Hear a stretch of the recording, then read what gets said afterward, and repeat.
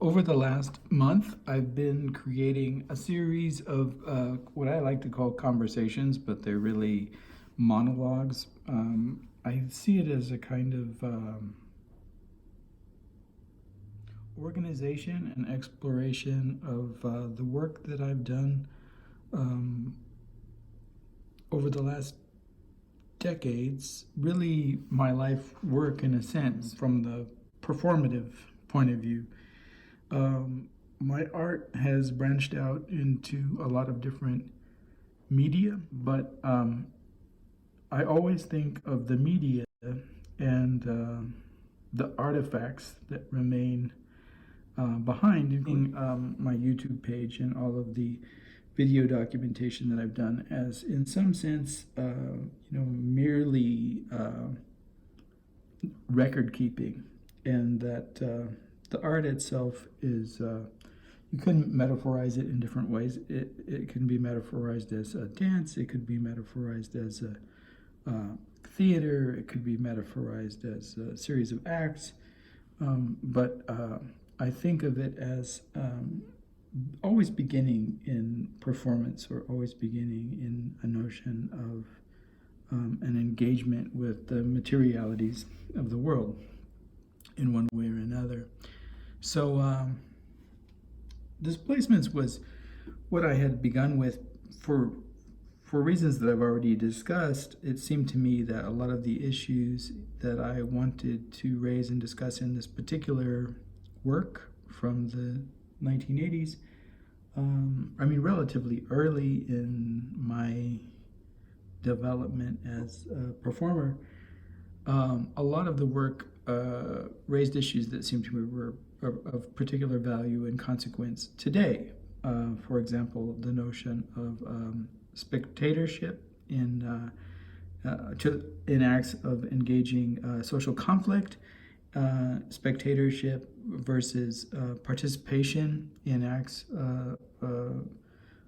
surrounding political challenge versus stagnation and stasis, and everything that I worked with in terms of constructing a dialogue with the art community and with performance art in San Diego and UCSD in the 1980s was also a metaphor for larger social issues at the time. And my work does that in general.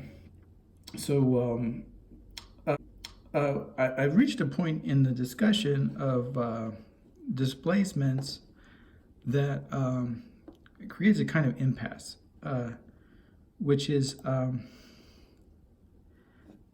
in order to discuss displacements any further, I really need to talk about its relationship with other pieces that I've done and other aspects of my work.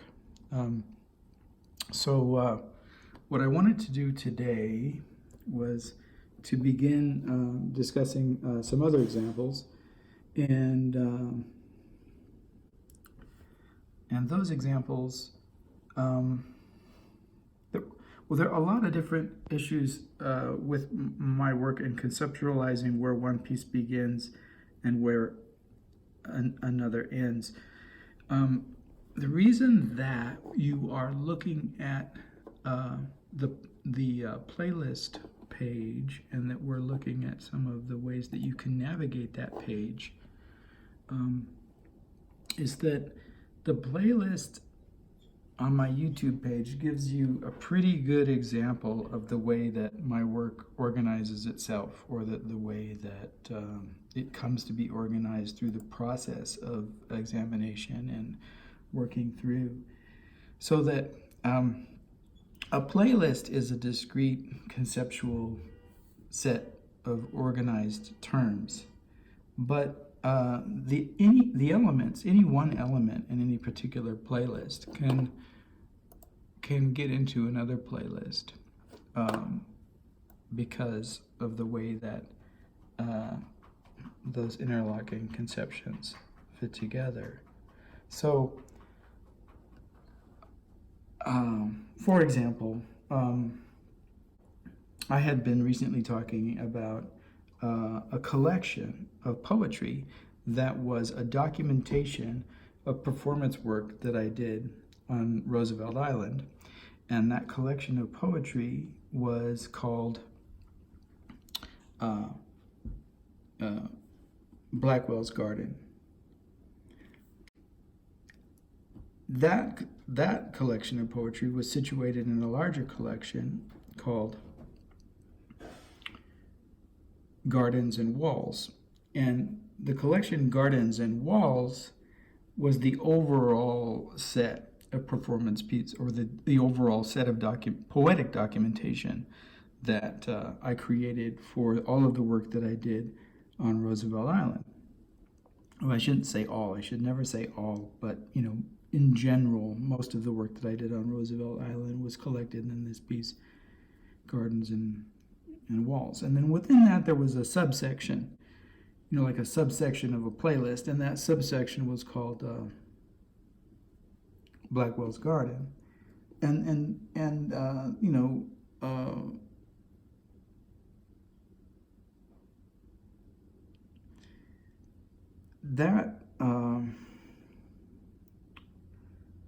That subsection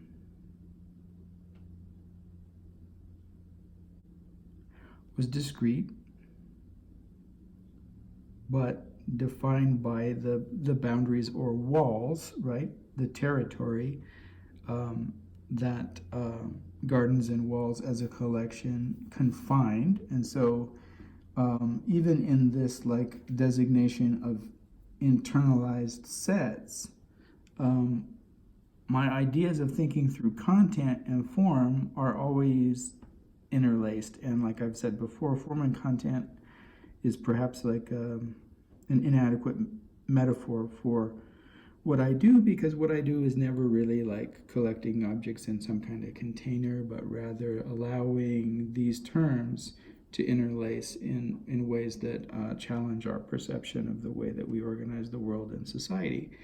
So that all having been said, this collection itself, Gardens and Walls, that was a documentation of the performance work that I did on Roosevelt Island, was also set within what I would call the second act of a larger performance piece that was called Acts. So Acts was essentially the piece that I began around, or pieces, the multiplicity that I began around 1999, and there's various reasons why I wanted to shift from displacements to acts. But acts, and even we'll probably get to a point where, just like in displacements, I spend an hour or two describing the title Acts and what that title means. As a preliminary introduction to what that title means, I had thought of various things. Act as in that part of a play that constitutes that element of the set in which scenes are contained. And so it can be divided to a number of units. I had initially wanted there to be 5 acts, in part perhaps because it was 5 is a Fibonacci number. It seemed a more complex approach than the number 3. I had thought about plays like King Lear, and I had thought about a lot of the kinds of structural dynamics that tragedy and comedy maintain in acts. Not really like an Aristotelian analysis of these stages leading up to crisis and denouement resolution type of thing, but the way that there's almost like an inscribed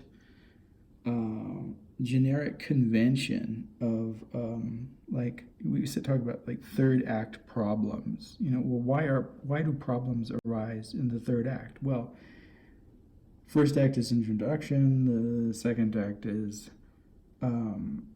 the fulfillment of the logical mechanics of the narratology that are introduced, and the elaboration of system of conflicts, that in any third instance, there's always a sort of like formal synthesis that becomes a problem. Just like I'm having a problem, talking about displacements, because memory and the mechanics of organization involve these syntheses that are complex and variable, and hence my need to take a broader purview, to look back at the development of my work over longer sets of time, and re-examine some of those relationships. So Acts, the project, and it will probably be the first set of material that I look at following, my examination of displacements, which will eventually return to, like I said, we're about halfway through looking at displacements at this point. I don't want to abandon my discussion of it, but I do want to develop some ideas of organization and broader view in order to clarify some of the issues in displacements, and then move on to some of the other pieces. So Acts explicitly and very self-consciously began as an exploration of the idea of madness, the social construction of mental illness, institutionalization, incarceration, homelessness, which obviously grew out of the idea of displacements. But I had been reading Artaud and of a lot of the other discourses in the avant-garde that sort of romanticized this construct of madness, and to some sense, played out ideas of Freudian psychoanalysis, and in some ways, rejected and abandoned it. So it had branches in ideas like art brute, outsider art had branches in idea of the art of the mad, but I was more interested in some of the social ramifications of this act of identifying and medicalization. Also, it should be obvious, my interest in the way that people are displaced, human beings and bodies are displaced by social authorities, had a lot to do with my movement into this area. So Acts, the name had referred to this idea of the space of theater, a play, sets, and scene versus act versus play, these different sort of containers, or containers within containers. The way that in instances of institutionalization, what's interesting, because I've worked a lot, in a lot of different positionalities on this subject, and when you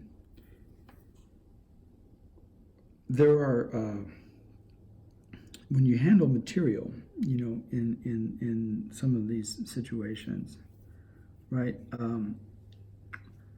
There are ways that you contain, right, or isolate private mental health material, and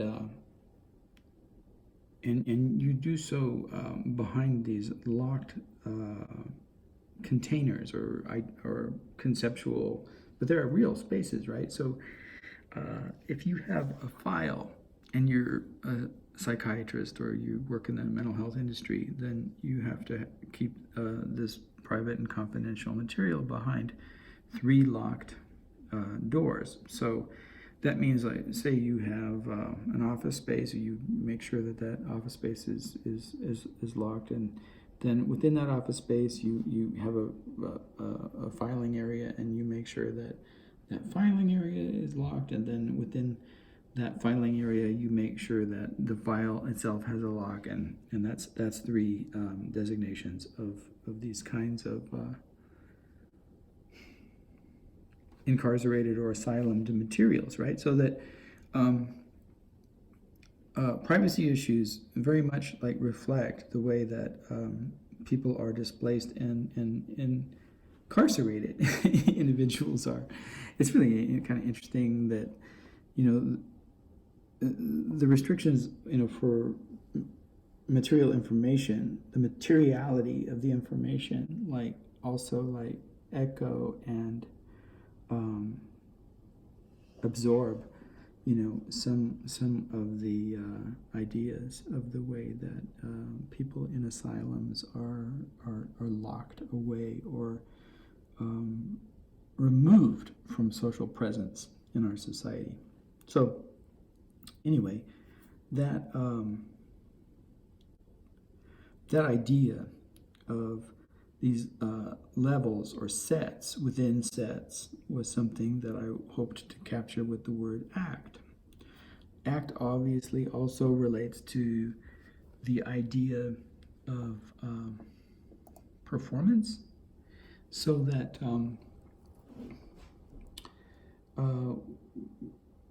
you know, one acts out in a play. That not only is one inside an act, but one is acting. I mean,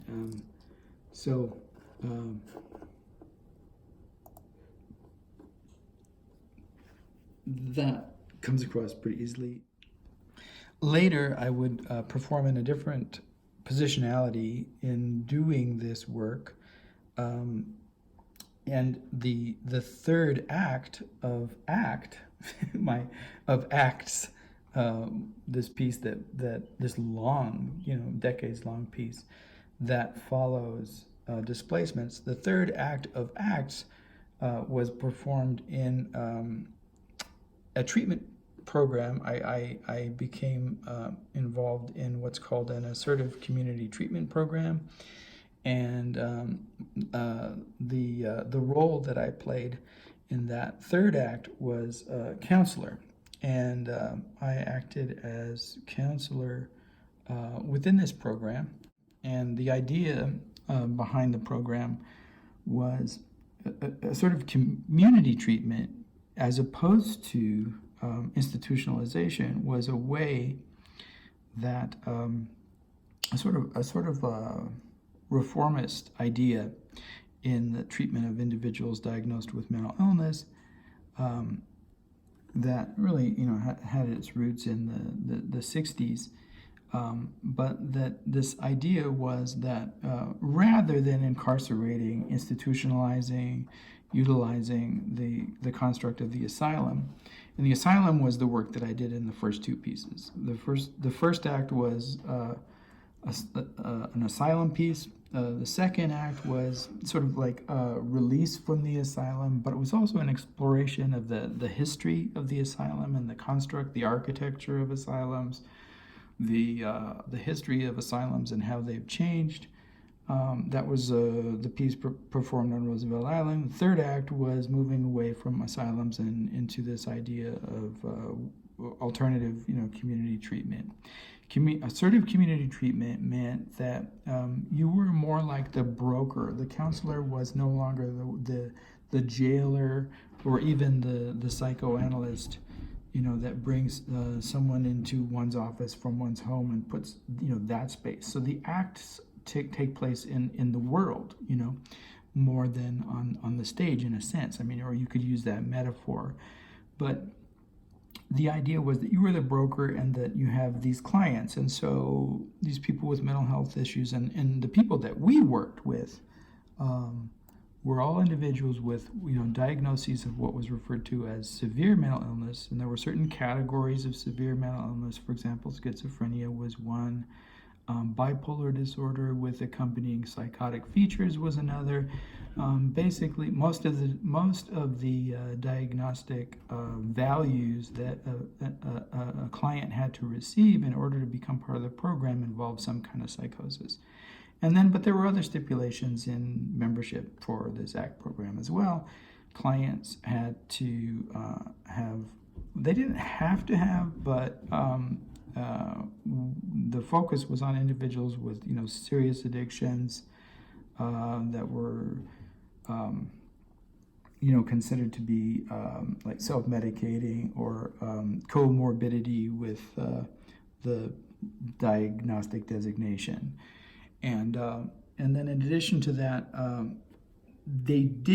all of our clients did have to have a long period of homelessness. Well, or if not a long period of homelessness, a threat of an immediate threat of becoming homeless, and the prospects, for self-care and finding a place, both to live and receive treatment had to be slim. So, those three features plus, let's see, so are those three features or two, homelessness, severe mental illness, maybe I have only talked about two so far. The third sort of qualification for the program was, and it again wasn't mandatory. The only two mandatory were severe mental illness and homelessness. But the third, oh yes, I talked about addiction. So this is the fourth. So addiction, diagnosis of severe mental illness, homelessness, and then a fourth designator, but not required, was some history of either incarceration, so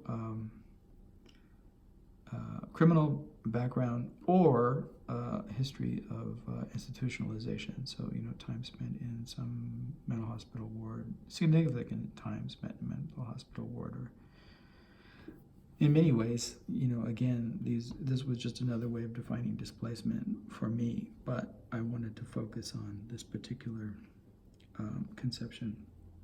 So the third act of ACTS took place in this program called Assertive Community Treatment, and I worked as a broker. And when I say broker, what I mean is, in an institution setting, all your needs are cared for. You get your food at a certain time. Your time is organized. If you go to the yard, it's just like being in jail. Someone takes you. If you didn't, if you acted out, just like in jail, you don't get certain privileges. Assertive community treatment was rather that if you don't know how to feed yourself, we find either a soup kitchen for you, or we help you develop skills and teach you how to cook. So that's part of my job, was to teach people how to cook, teach people how to clean. I helped people learn how to take a shower. I mean, people will laugh and think that's funny, but it's a skill that some of our clients really did require. So all of those sort of tasks, if I wasn't teaching, I was brokering. If I wasn't teaching someone how to read, I was finding a public library system that had an adult learning program in which people could take reading instruction, and in which individuals could receive training that would lead to their testing to get their GED, things like that. So that's what I mean by broker. So I've already talked a little bit about, and I've already displayed a little bit from a few sections, actually, of Gardens and Walls. I talked about the Blackwell's garden section of Gardens and Walls as being interior, right? Interior, like a set within a set, but also like the way that individuals in the asylum system were moved for example, just use Roosevelt Island as an example, right? We're removed from Manhattan, the island of Manhattan, remove from that island to Blackwell's Island, Roosevelt Island, Welfare Island, had all these different names. Minnehaha. The first wall, removal to this island, you're enclosed in the asylum of the island itself, and then within that enclosure, you're enclosed within the octagon tower. That's the second wall, right? The second internal wall, and then within the octagon, you're enclosed within a ward. And in this case, you would have 5 levels of enclosure, or 4 perhaps, maybe. And then you're enclosed within a ward, and then presumably that there are locks on each of these levels. I mean, the lock for the island itself is the water surrounding the island. If you've ever tried to swim in the East River, particularly in winter, you'll know that it's very challenging. So you have the wall of the ward, and then within that you probably have an isolated room, and you know, so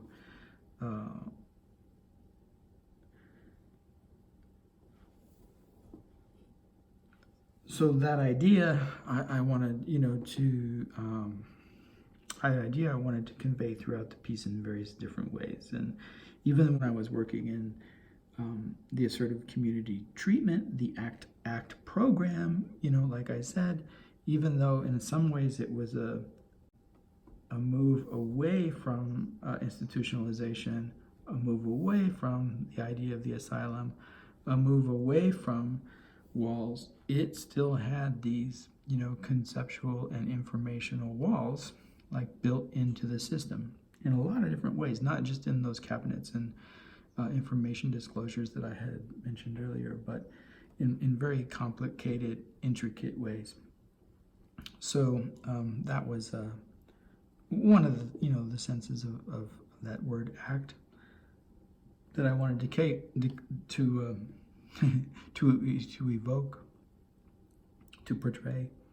Another, you know, was I, you know, thought of the Acts of the Apostles, and how the work of the apostles was kind of an interesting, like, spiritual, performative art. We don't think of it that way, but I certainly thought of it that way, and I thought that you know, it could be interesting to conceptualize performance work, you know, in a way like this, because especially the kind of work that I was doing that had real, you know,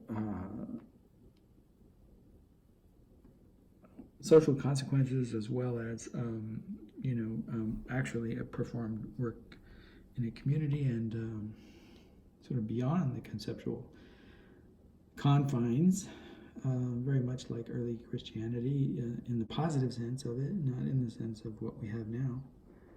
But I thought of that, and I also liked this this other sense of the word act that I had been thinking about for, you know, quite some time. That the word act designated, you know, 2 different sides of an idea. The first being imitation. I'm acting, I'm playing, I'm dramatizing, I'm pretending. So it embodied this idea of art as imitation, you know, and not just performative imitation as in theater, but like this whole realm of art as imitation. The novel, like, describes the world. So imitation, documentation, pretending, illustration even. And then, you know, but to act also means to cause something to occur. So to perform an activity, to engage, and we think of act in that sense as you act to change something from one state to another. Ice changes to water, changes to steam. It's the same element, but it's been acted upon. And so I liked that, and it seemed to me that that had political ramifications as well as conceptual challenges to art as imitation, and not just performative imitation as in theater, but like this whole realm of art as imitation. The novel describes the world. So imitation, documentation, pretending, illustration even. And then, but to act also means to cause something to occur. So to perform an activity, to engage. And we think of act in that sense as you act to change something from one state to another. Ice changes to water, changes to steam. It's the same element, but it's been acted upon. And so I liked that, and it seemed to me that that had political ramifications as well as conceptual challenges to the way that we conceive of different forms of theatricalization, performativity. In act was already embodied or contained this idea of performance versus performativity. Performativity, as in what Austin talks about in How to Make Things Happen with Words, is when something is acted upon and the status of that thing or subject changes. So a woman and a man become a couple through marriage, through rites of initiation. One's status in a community, it changes. And as I've talked about before, that takes place generally through an authority. The authority who has the right within that community, to designate those types of social changes, if they're social, or material changes, if say, a border moves from its location here to its location further into a national territory. My work was always challenging that idea and trying to perform these acts of performativity without authority. And it continues to do so, today. But also this idea of performance. And these ideas were very much in the air. I had mentioned before I had been at UCSD, and I had been looking at different kinds of performance work that to me that looked theatrical, work to me that had a different idea, maybe a more ludic idea. Let's backtrack a little bit here. I thought of theatricality in the sense of performance and imitation, that aspect of art as the representation of the world. As a subcategory or a subset, we've been talking about sets, a subset of the idea of art as play. And so, for example, if you're writing a novel, you basically stick with this kind of play. You imitate the world, or you have these characters and they perform in your novel, and they're on this stage, and this stage is an imitation of the world, in the same way that a child playing, a game of an identity game, takes on these characters and performs these roles in relationship to the space and time of this game. In poetry, you're allowed to play other types of games with language that extend beyond, the mimetic into games of, sorting, games of patterning, games of competition, games in other realms. We play games that have to do with the experience of one's body. Performance art allowed this possibility as well, particularly, performance art that engaged and challenged the distinction between performer and attendant or audience. And I was very much interested in Alan Capro's work that way, and he was very much interested in the construction of happenings and these kinds of physical experiences and intellectual and psychological experiences that one had that were much less to do with this one level of game playing mimesis than they were to do with the experience of space and social relationships in these particular loci in which experience itself was, maintained as sort of the active goal in the work. But in conversations that I had with Alan Capro when I was at UCSD, I had a difficult time, talking to him about this other kind of conceptualization I had for art, that it actually could do work, like Sisyphus here. It could move a stone, and this was an idea that belonged to political art. Capro's work didn't tend to be political in that sense at all, and I think he had real difficulties with understanding what I meant, because I really was trying to talk about performativity versus performance, and this idea that actions make things happen. And this was before performativity really became a term. So it became easier for me to talk about when Judith Butler started to do her work based on Austin, and when this notion of performance and performativity, came together in a way that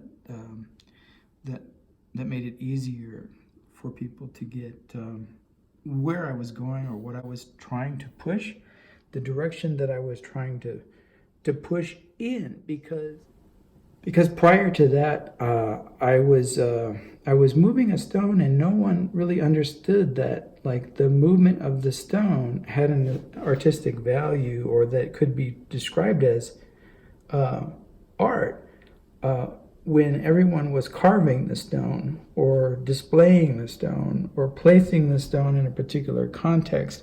And even the radicality of someone like Marcel Duchamp, who worked within this construct of the performative by saying, hey, this is art because I say it is, and had this authority, still wasn't like moving in this ergic, work direction, right? It was still like a play, a kind of ironic play with the notion of naming and authority.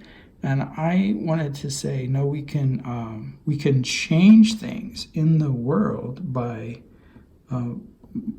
with combinations of performativity and performance, task-oriented performance, and it involved like a lot of work actually acquiring experiential knowledge, as I've talked about before.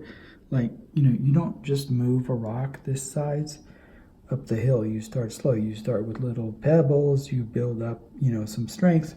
I'm not really convinced that this gentleman can move this stone, but with practice, I've been able to move boulders, with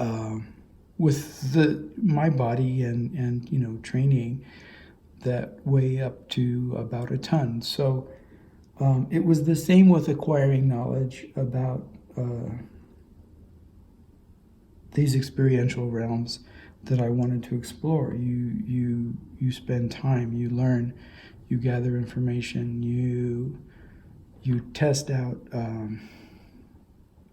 ways of working in different environments. I found that the work that I would do in gathering experience was, more than in some ways I had imagined it could be, in terms of what changes, because I found, for example, I guess what I was complaining about in this image is the idea of moving a stone up a hill seems absurd, and Camus describes it as absurd in his construct of Sisyphus. But what in fact changes is the subject moving the stone. And it's a kind of carving, but it's the stone that carves the subject to a greater degree than it is the subject who carves the stone. And the work that I was doing, the experiential work that I was doing in these different kinds of acts, was changing and shaping me in profound ways.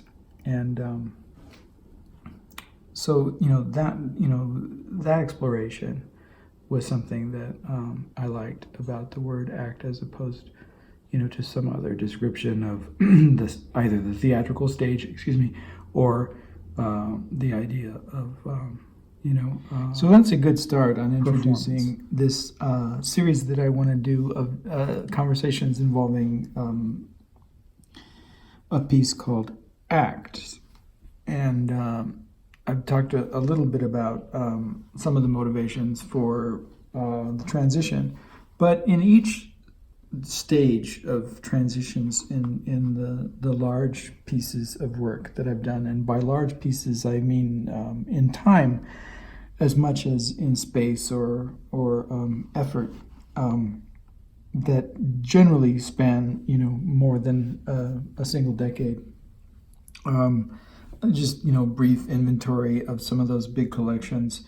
The first series of pieces was actually designated as collections, and they dealt with collections of artifacts, objects in different kinds of spaces. The space of the museum, the space of the tomb. At one point when I had begun this series of pieces, Tutankhamun's treasures was doing the rounds of the American museum scene, and it was a huge popular phenomenon, as those of you who were around to experience the phenomenon will recall.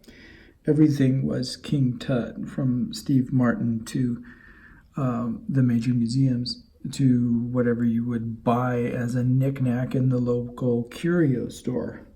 And so the phenomenon of creating this market for false, or faux representations of Tut artifacts fascinated me, as did the idea of the tomb as storage space for these artifacts, and the relationship between the museum space, right, which stole these artifacts from tombs, so already like complicated ideas of art as ownership, art as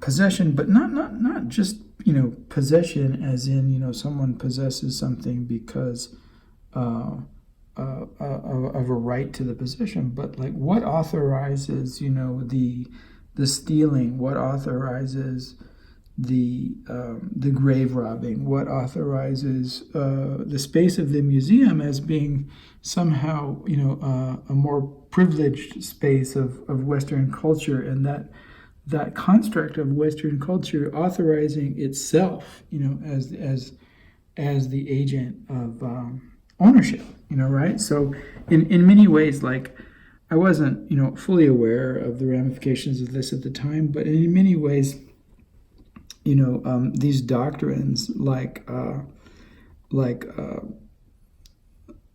exist in our very Constitution, right? The right of ownership and the right to possess, becoming a kind of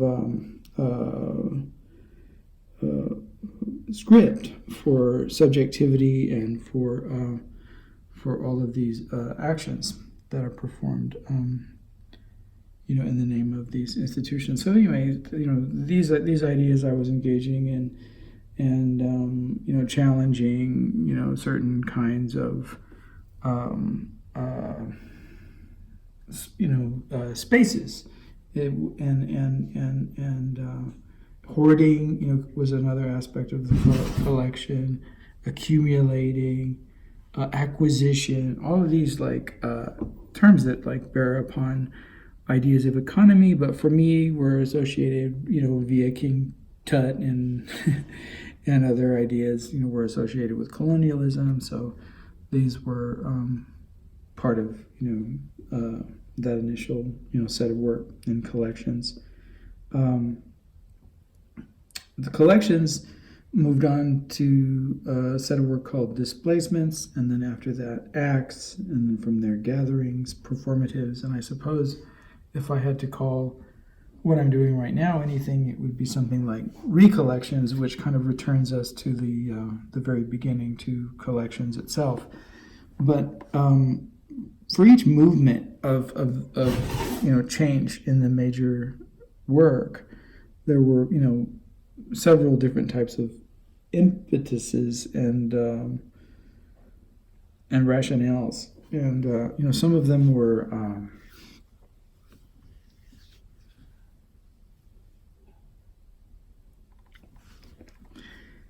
very concrete and material, and others, just part of my learning process. The movement from collections to displacements was a reflection of my growing awareness of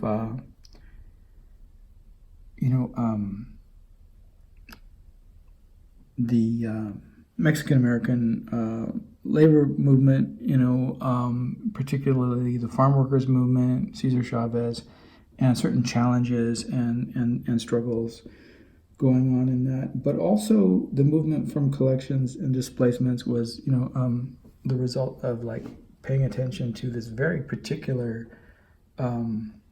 event in San Diego, which I've mentioned before, which was the building of Horton Plaza, the gentrification of downtown San Diego, particularly the gas lamp district at that time, although there are other districts that have suffered this process as well. And my awareness of the radical displacements that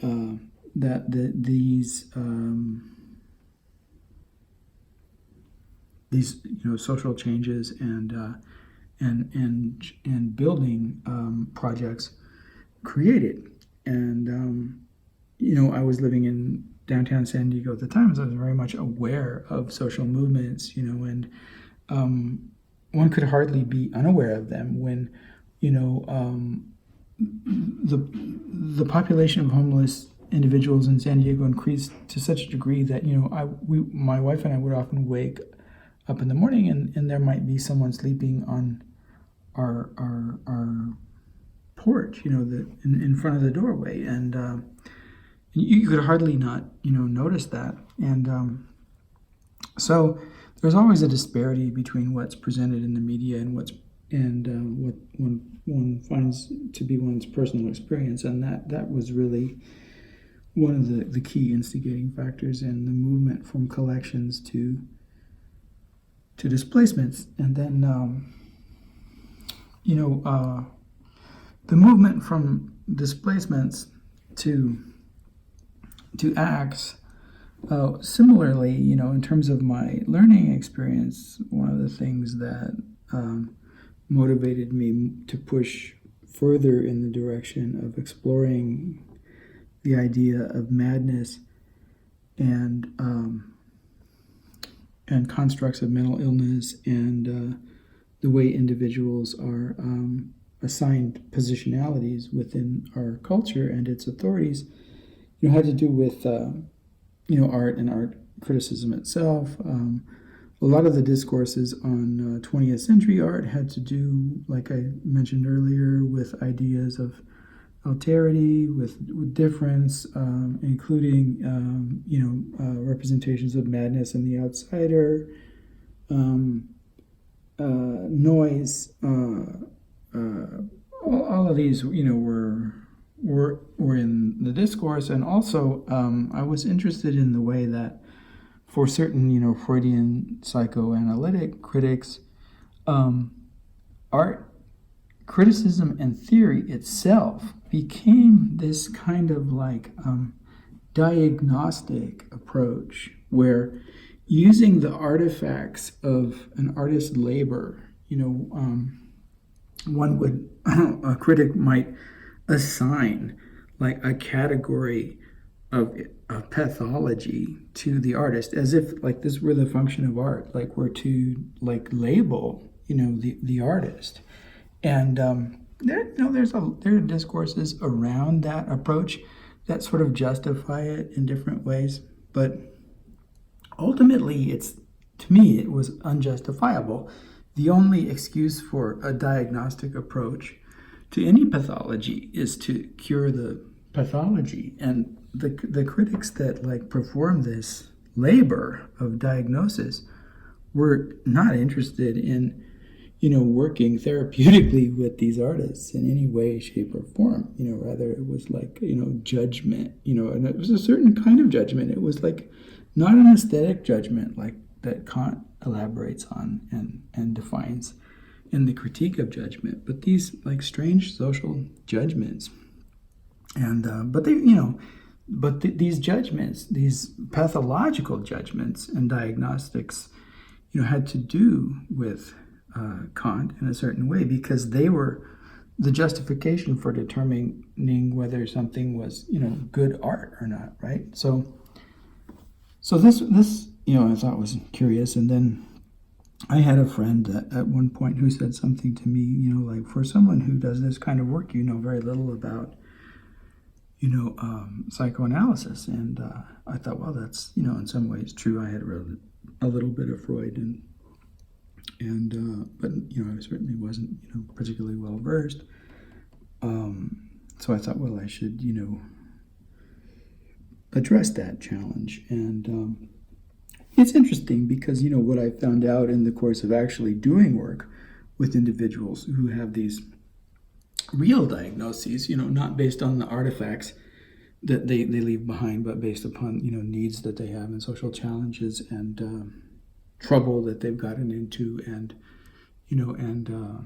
different, aspects of their behavioral display, is that, no one in these situations where you're actually doing therapeutic treatment, at least, not in the areas that I worked with the seriously and severely mentally ill. I mean, again, that's a term that's not my, I wouldn't overly reify it, but no one really uses, Freud. I mean, as a counselor, insofar as I did, my work did involve counseling, I suppose, I used work from Carl Rogers. I used work, that from Erich Fromm. I had read like practically the entire oeuvre of Fromm and a lot of Rogers, and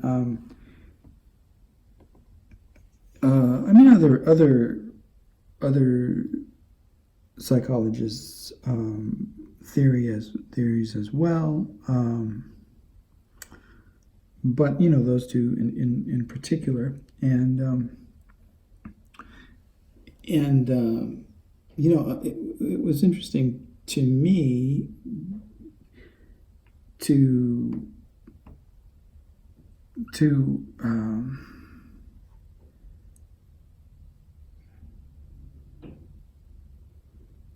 return to this, and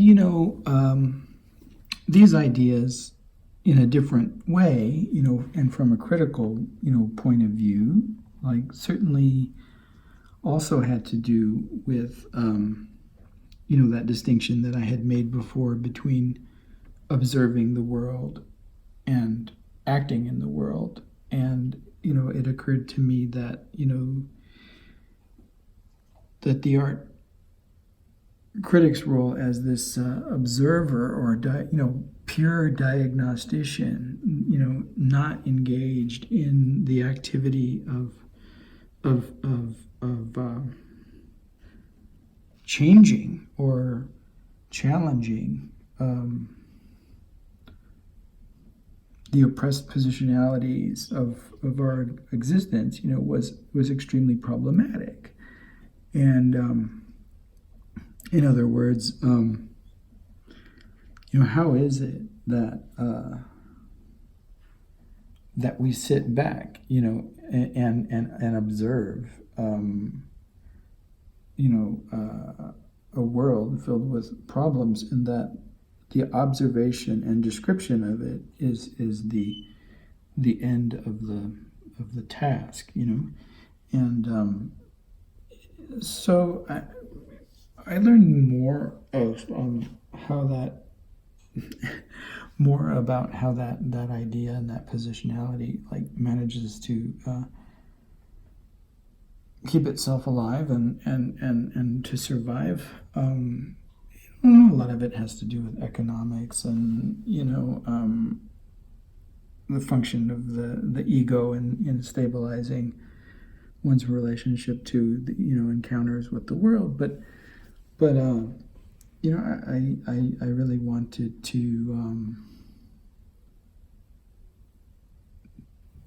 to see again, with my own eyes, what I didn't know, rather than reading more, Freud or Winnicott or whoever it might be that was the sort of clout of that particular moment. But the real material motivation for the movement away from this work that I was doing called Displacements and the work that I began doing that I'm calling Acts and that I called Acts for some time, the real material motivation for that was the fact that I became aware that plans had been put in place by the city of New York to utilize what was the asylum, formerly the insane asylum on Long Island, on Roosevelt Island, as a luxury apartment building, and that these apartments would be rented out in this kind of form of gentrification. Certainly, like, I could have found a way of fitting this bizarre gentrification of a mental asylum into displacements, and I'm certain that that the idea of it as this bizarre gentrification was what motivated me to explore it further. And yet, it seemed to me very much that it went beyond what I had been looking at in a lot of different ways, and that I needed to move further, into the process of exploring to fully understand how I was offended by this particular act of gentrification. I had to immerse myself in the process of experiencing this particular positionality from the inside of madness. And that was a really big challenge, and it was quite a lot of work, but I guess